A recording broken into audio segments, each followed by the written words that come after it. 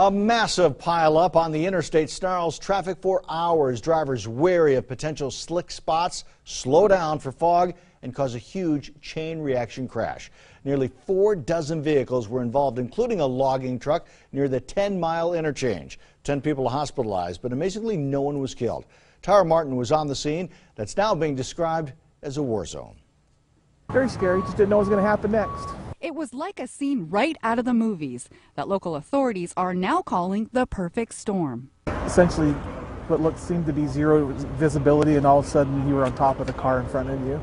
Ray Olson was on his way to work when a thick fog cloud caused the unimaginable to happen. Somebody in front of me, and then somebody almost immediately slammed in the back of me, and lucky I was driving the size of car I am. When the fog lifted, Olson said there was an eerie silence.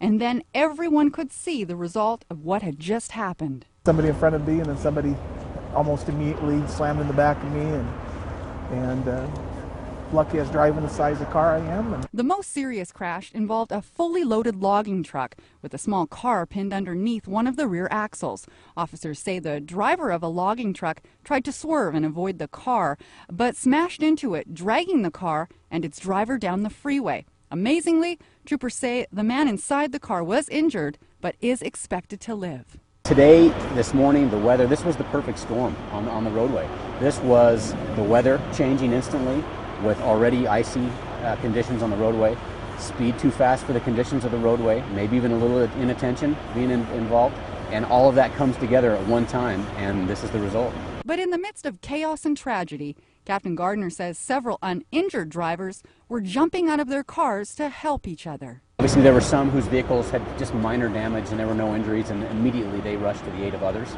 and served as good witnesses and also just served as good citizens. Tara Martin, today's 6 on your side. Nampa and Meridian Fire Departments, as well as Ada and Canyon County paramedics, responded to the accident. A Valley Ride bus detoured to the scene to pick up stranded drivers.